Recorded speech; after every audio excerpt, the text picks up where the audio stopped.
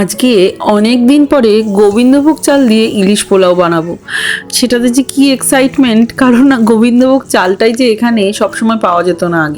আগে আনতাম 1 কিলো করে বাংলাদেশি স্টোর থেকে প্যাকেট, কিন্তু এইবার হঠাৎ করে প্রথমবারের জন্য এই 10 বছরের মধ্যে পেলাম 5 কিলোর ব্যাগ গোবিন্দভোগ। সে কি এক্সাইটমেন্ট, আমার দেখা মাত্রই নিয়ে এসেছি। হঠাৎ করেই দেখছি অনেক কোম্পানি 5 কিলো গোবিন্দভোগ চাল, মানে লোকাল ইন্ডিয়ান যে চালগুলো লোকাল স্টেটের, সেগুলো আসতে শুরু করেছে।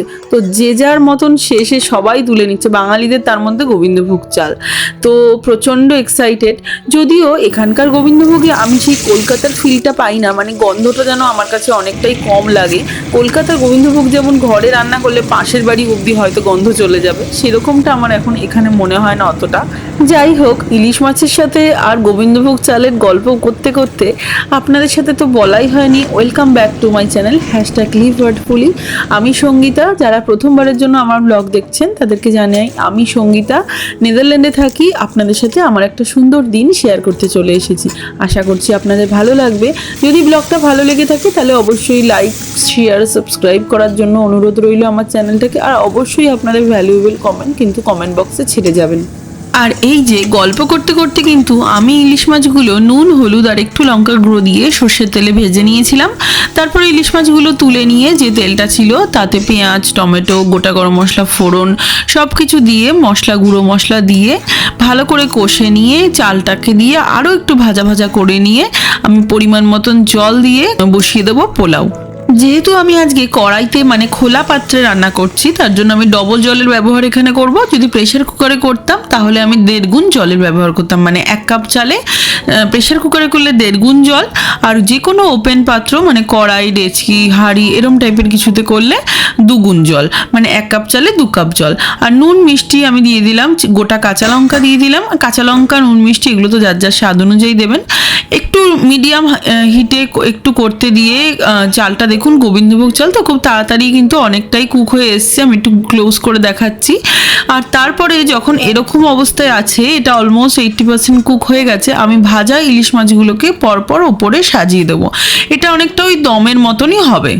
আর আমি কিন্তু ফোড়নে শুকনো লঙ্কা, তেজপাতাও দিয়েছিলাম, তো সেই অনুযায়ী কাঁচা লঙ্কা আমার স্বাদ অনুযায়ী দিয়েছি। আর পোলাওটা কিন্তু অবশ্যই খুব একটা ঝাল হবে না, ফ্লেভার উঠবে, ওই জন্য আমি কাঁচা লঙ্কাগুলোকে চিড়ে দেইনি, গোটা কাঁচা লঙ্কা দিয়েছি। আর এখানে আমি বাজারের থেকে আনা বেরেস্তারই ব্যবহার করেছি। আমার একটু সময়ের অভাবের জন্য আমি ঘরে অনেক সময় এনে রাখি বেরেস্তাটা, কারণ চটপট সময়ে এটা খুব কাজে দেয়।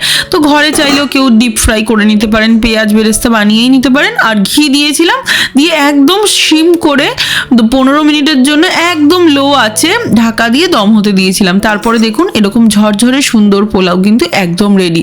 আর অসম্ভব সুন্দর গন্ধ বেরিয়েছে। অবশ্য সে তো বেরোবেই, কারণ ইলিশ মাছ, গোবিন্দভোগ চাল আর ঘি আর গরম মশলা, এগুলোর কম্বিনেশনে এর থেকে ভালো তো মানে আর কিছু হতেই পারে না বাঙালির কাছে। তো আমি এটা এখন সার্ভ করে গরম গরম খেয়ে নিচ্ছি।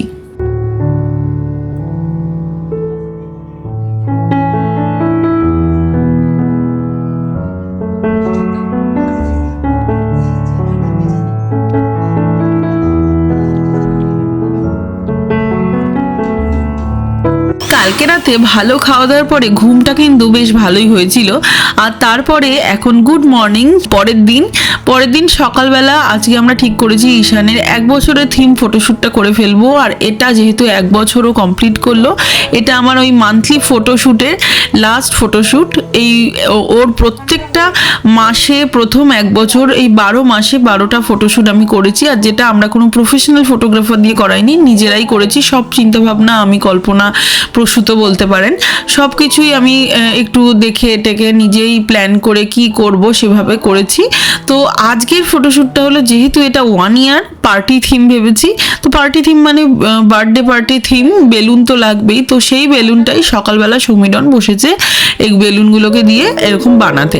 আর সকালবেলা ব্রেকফাস্ট কাম লাঞ্চ বলতে পারেন, একটু লেট উঠেছি আমরা, আজকে ছুটির দিন সানডে।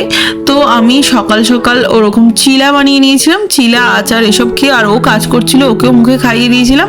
আর এখন আফটারনুন এসে হয়ে গেছে। আফটারনুনে আমরা দুপুর মানে এই একটু বেলার দিকেই হয়েছে, তো আমরা এখানে কেক টেক রেডি করে সবই আনা ছিল, আর ঈশান নতুন জামা স্যুট টুট পরে নিয়েছে। এই স্যুটটা ওকে দিয়েছিল ওর ঠাকুমা এবং দাদাই, যখন ঠাম্মা দাদাই এসেছিল নেদারল্যান্ডে ঈশানের অন্নপ্রাশনের আগে, তো তখন ওরা দুটো স্যুট এনেছিল, এই তার মধ্যে এটা একটা। তো যাই হোক, আমরা এটা আমাদের ব্যাকইয়ার্ডেই ফটোশ্যুটটা করছি, সমস্ত কিছুকে সুন্দর করে সাজিয়ে নিচ্ছি। আমি সব কিছুই আগে থেকে প্ল্যান করে কিনেছিলাম, আশা করছি সেই অনুযায়ী প্ল্যান অনুযায়ী করতে পারবো। অ্যাকচুয়ালি প্রথমে ভেবেছিলাম বাইরে গিয়ে কোথাও মাঠে ফটোশ্যুট করব, বাট গিয়ে দেখলাম যা হাওয়া, আর আমি যে থিমটা ভেবেছি বেলুন তো উড়ে চলে যাচ্ছে। তো ফাইনালি আমি আর ওখানে ভিডিও শুরু করেও আর সেগুলো শেয়ার করিনি, কারণ ওটা অ্যাকচুয়ালি হয়নি এক্সিকিউট। তো আমরা আবার বাড়ি চলে আসি, বাড়ি এসে তো এটা বাড়িতেই ফটোশ্যুটটা ফাইনালি করা হয় নিজেদের ব্যাকইয়ার্ডে কথাটা অ্যাকচুয়ালি আগে আমাদের মাথায় আসেনি, তারপরে হঠাৎই মাথায় আসার পরে ভাবলাম ঠিক আছে ব্যাকইয়ার্ডে ট্রাই করা যাক। কারণ আমার ইচ্ছে ছিল সেটা হলো যে গ্রিনারির মধ্যে হবে, কিন্তু যেটা পসিবল একদমই নয় নেদারল্যান্ডের ওয়েদারে, কারণ নেদারল্যান্ডে প্রচণ্ড হাওয়া চলে সব সময়, তো সব কিছুই উড়ে চলে যাচ্ছিল। তো that was not actually quite feasible.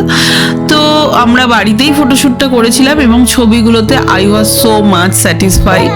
কারণ ফটো ঠিক মতো না হলে না আমার প্রত্যেকবারই ভীষণ মন খারাপ হয়ে যায়। তো তাই জন্য যতক্ষণ না ভালো ফটো হয় ততক্ষণ চেষ্টা করি তোলার, বাট একটা ছোট বাচ্চা নিয়ে সেটা ম্যানেজ করা, দ্যাট ইজ রিয়েলি হার্ড। আর ঈশান একদমই শান্ত বাচ্চা না, ও প্রচণ্ড দুরন্ত বাচ্চা, তো বুঝতেই পারছেন খুব ম্যানেজ করা ডিফিকাল্ট।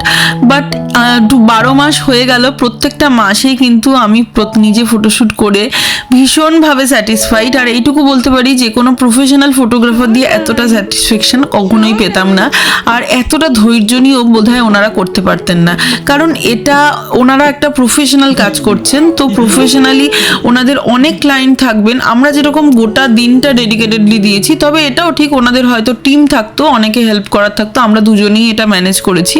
তবে আমি প্রচণ্ডভাবে চেয়েছিলাম কমপ্লিটলি নিজে করব, নিজের ছেলের জিনিসটা নিজের ক্রিয়েটিভিটি দিয়ে নিজে করব, এবং এটা আমার জন্য আজীবনের জন্য তোলা থাকবে এই অ্যালবামটা। তো আশা করব ঈশানেরও বড় হয়ে ভালো লাগবে। আর এখন ওর ফটোশ্যুট হয়ে গেছে, ওকে ছেড়ে দিয়েছি ওর প্লে এরিয়াতে, তো ওর মতন খেলছে আর আমরা ওই জায়গাটা ক্লিন আপ করছি। আর এখানে একটা বড় থ্যাঙ্কস সমীরণকে না দিলেই নয়, আমি যেমন চেয়েছিলাম ফটোশ্যুটটা নিজে করতে, ও ইকুয়ালি আমাকে সাথ দিয়েছিল বলেই আমি এটা করতে পেরেছি। কারণ একটা বাচ্চাকে কখনোই যে ফটোগ্রাফার সে একার পক্ষে হ্যান্ডেল করা পসিবল না। তো শুরু থেকেই আমি ফটোশ্যুটগুলো এমন দিনেই করতাম যেদিনকে ওর অফিস নেই, ও বাড়িতে আছে, বা বিকালবেলা অফিসের পরে। আর আমি একটু ফটোগ্রাফির ব্যাপারে একটু পিটপিটে, মানে একটু খুঁতখুঁতে যাকে বলা হয়, আমি একদমই কমপ্লিটলি স্যাটিসফাইড না হলে কোনো কিছু ছাড়তে চাই না। সে আমার রান্নার ছবি হোক, রান্নার ভিডিও সময় যখন আমি ছবি তুলতাম তখনও, ব্লগিং করতাম তখনও তাই। আর এটা তো আমার নিজের ছেলের মান্থলি ফটোশ্যুট, এটাতে আমি আরও পিটপিটে।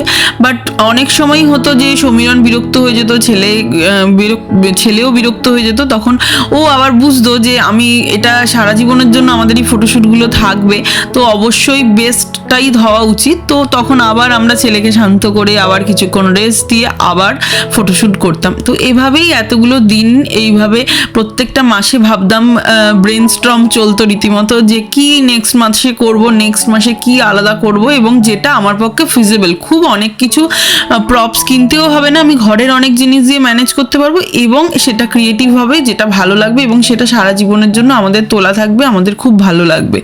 তো এই সব ভাবনা চিন্তা, এটা এখন পরের মাস থেকে মিসও করব যে এটা হয়ে গেল আর ছবি তোলা নেই। প্রত্যেক মাসে যেরকম এন্ড আসলেই এই চিন্তা থাকতো যে ছবি তুলতে হবে, সেটা আর নেক্সট মাস থেকে ফিল করব না। যাই হোক, কেক টেক কেটে আমরা কেক খেয়ে কফির সাথে খাচ্ছিলাম, খেতে খেতে মাঝখানে ঈশানকেও একটু খাইয়ে দিলাম। তো এই হলো ব্যাপার। আজকের বিকেলটা কিন্তু খুবই ভালো কাটলো। আশা করছি আপনাদের ভিডিওটা ভালো লেগেছে। যদি ভালো লেগে থাকে তাহলে অবশ্যই লাইক করবেন, শেয়ার করবেন, সাবস্ক্রাইব করবেন আমার এই চ্যানেলটাকে। আর আজকের মতো আমি ভিডিওটা এখানেই এন্ড করব। আশা করছি নেক্সট ভিডিও নিয়ে খুব তাড়াতাড়ি ফেরত আসতে পারবো। Tata, bye, thanks for watching till the and.